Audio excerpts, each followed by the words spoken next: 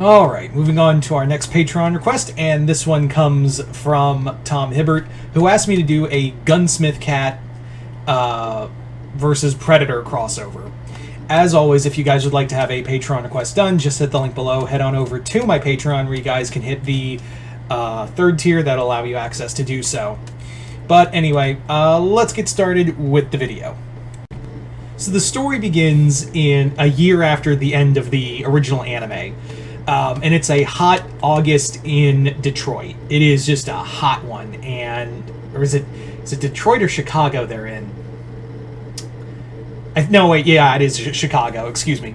So yeah, it's a hot August in Chicago, and essentially, it's been a explosion of violence. Like, there's been, an increase in gangs. There's been a massive intake of outside crime coming in from other parts of the, from other cities around the Midwest, and it's basically all over. Like, after the events of the first movie, there's been now like the gun control has been.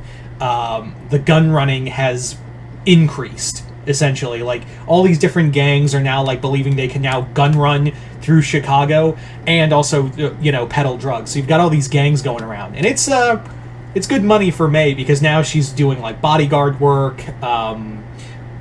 She's doing sales at her gun store. It's great for Raleigh and May. It's great for it's been great business for the two of them.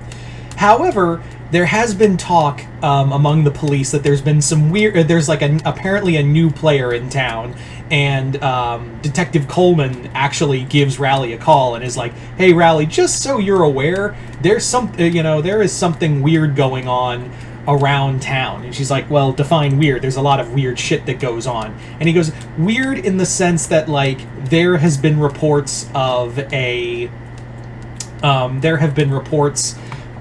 some kind of big shot killer from, maybe we're thinking one of the gangs hired a new hitman to even the playing field. So just watch your ass out there. It's been dangerous out there. So stay safe." So Raleigh's like, "Well, that was weird, but I don't think anything's gonna happen." And that night she basically is woken up. Her and May are woken up by the sounds of, like, something on the roof of the building, like something heavy just just dropped on them. And they go out there. They're trying to look around, and it's it's nothing. Like, it's nothing. But then May hears, like, this, the clicking from a certain hunter, and she's like looking around. But I think she sees like the outline of something in the night, but it's like, it's dark. I can't tell. And she tells Raleigh about it. It's like, yeah, the dark was maybe the moonlight was playing tricks on you, and it was and also you didn't get a lot of sleep last night. And she's like, yeah, I know. But however, the gangs are now the gang violence is being televised, and what happens is that Raleigh gets called. They're watching the TV on the TV first. They're watching this. They're basically watching Tony Pope, who has moved from L.A. to Chicago to carry on his stories, and of course Tony Pope from Predator 2.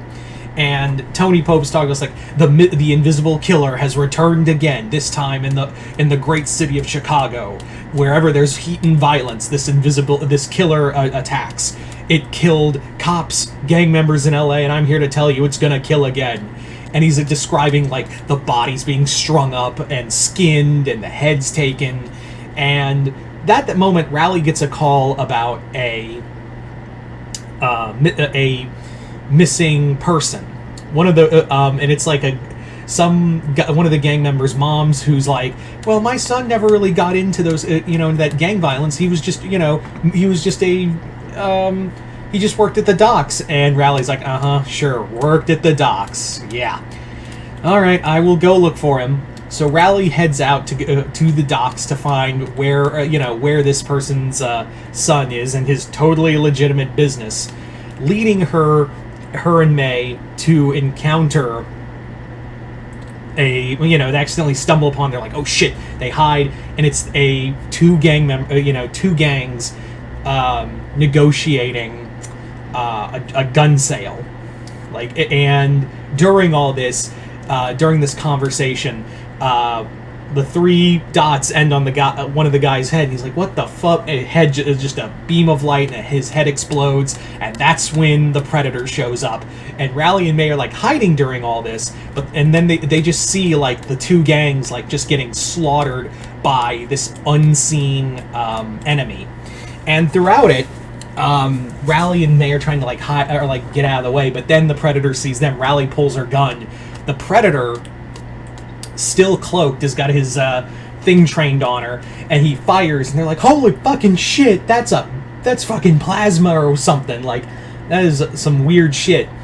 Predator leaves, but as Rally and May are trying to pursue it, that's when the OWLF show up, and it's being led by Jason Keyes, the son of Peter Keyes. We're taking a lot of inspiration from Predator 2. How could you tell? So Keyes is like, he says that we're OWLF, we work for NASA, and we want to take, they take May and Rally in for questioning, and they separate them during the whole thing. And Rally's like not telling anything. She's just like, I saw some things, but it was crazy. May, on the other hand, is just like, oh man, it was like some invisible killer. It was like some crazy shit. I don't know what it was, but it looked really cool. Rally, of course, knows the game, where she's like, yeah, we're not going to tell these assholes anything. And that's when Keyes explains, like, look, a few years ago, these things have been here before. Like, we've documented them as far back as the 1700s. They've been here hunting Native Americans. They've been here in Guatemala in the 80s, and in a few years ago, one was in LA during 1997. And during that time, my father was killed by one of them. Their species is called the Yautja, but we know them as, we call them, their code name for them are predators, because that's what they are. They hunt us. So while Rally and May are getting, drilled for all their questioning, that's when the OWLF's their temporary base's alarms go off. And yeah, the Predator has come here because it wanted May and Rally as trophies. So the Predator just starts killing his way through, every armed OWLF agent until he gets to Keyes. He wounds him, and Rally gets her gun back. She opens fire. She finds May, and the two of them jump in the car. They take off as the Predator continues to pursue them through the streets of Chicago. Rally is trying to throw the Predator off. The Predator keeps coming. And eventually she realizes, it's not after May, it's actually, it wants me. So she pushes May out, away, and tells her to get in the car, and tell her to drive off and find Coleman or something. She's going to distract the Predator as long as she can.